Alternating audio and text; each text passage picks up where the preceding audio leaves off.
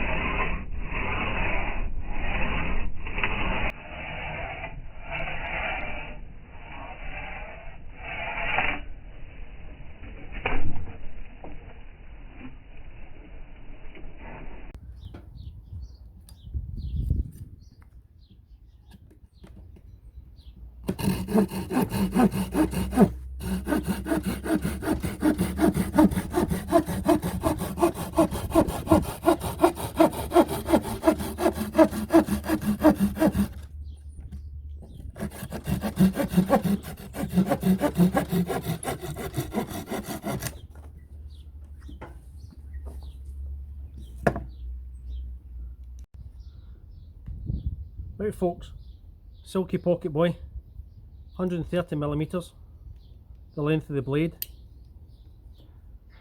You can see there, 130mm. It's two settings on it. That one there, and obviously the straight. It comes at a particular time. It came with this robust plastic carry case, which was absolutely ideal as it clips onto your belt. Changing the blade, really quite easy. Just a normal straight screwdriver. Pop it off. Takes it there. That's the complete blade off. Popping it back on. Pop it through. If you're doing maintenance on the wee saw, pop it back in.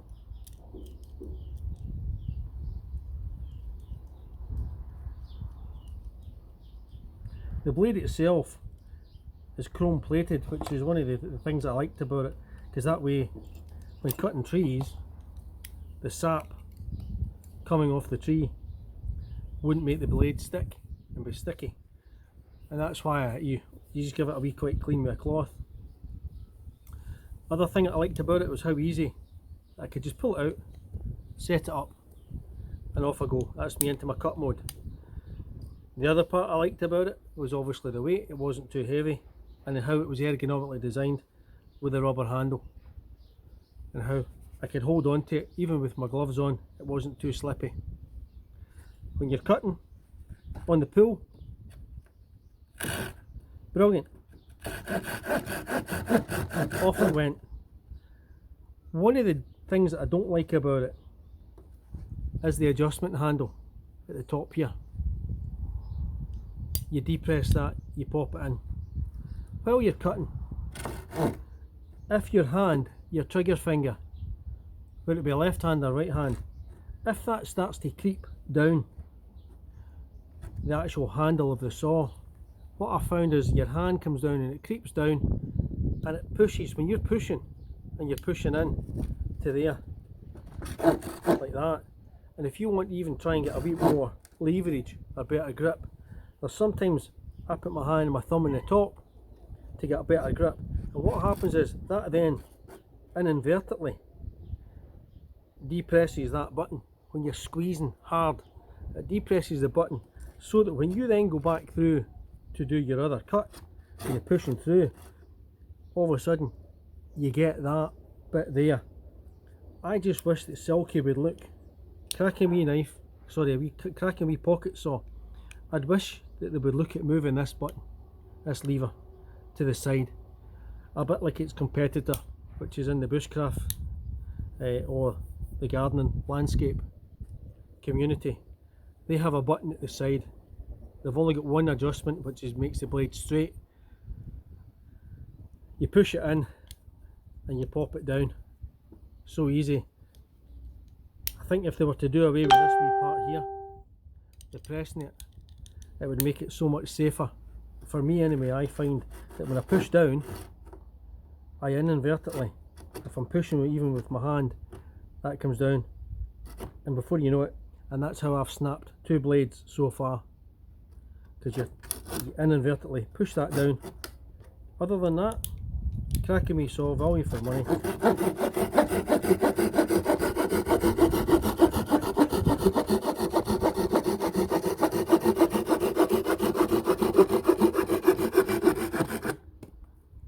Easy peasy, lemon squeezy.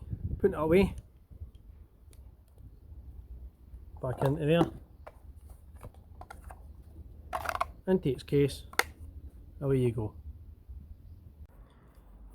Well folks, as you can see after that slight demonstration there, how the blade bent, that's one of the other drawbacks that I do have about it. It's just ever so slightly flexible.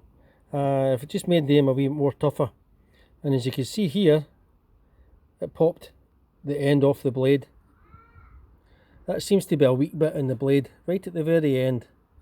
Just right in there. Other than that, I still rate it. I still think it's a cracking wee bit of kit.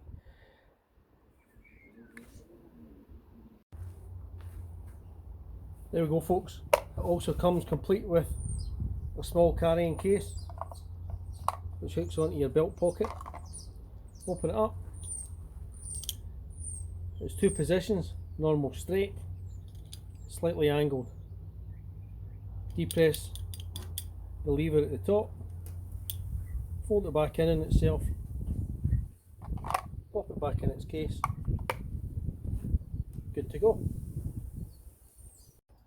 Right folks, to summarise on this kit review of the Silky Pocketboy 130mm, if Silky could look at either one of 2 things for me, would be changing the cantilever to a button for the selection, and obviously opening and closing on the mechanism. That would have been fantastic.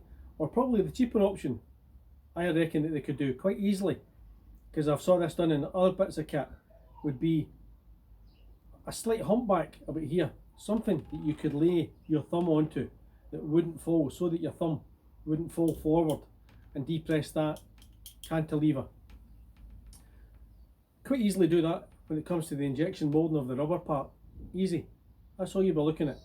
It's just something to sit along there, or something to just to stop your trigger finger from riding down, so that when you do go down, it pushes open. Other than that, a fantastic wee bit of kit. Is it worthwhile me still carrying it and the type of job that I do? Absolutely, 110%. Is it worthwhile carrying it as a bushcraft camping bit of kit? Yeah, absolutely. Can it make a spark? Absolutely. So it's one of these multi-tools that you can put in your bag, and it can also cover different options and different tasks within your bag and within your bushcrafting community. Well folks, as I said, it's only my opinion. Wrapping up the video now, but thanks very much for tuning into Muddy-Phoxx Adventures.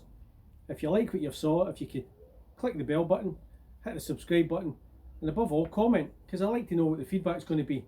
And above all, if it's something else, if you can share it, fantastic. Right folks, we'll see you all again and catch you in the trail.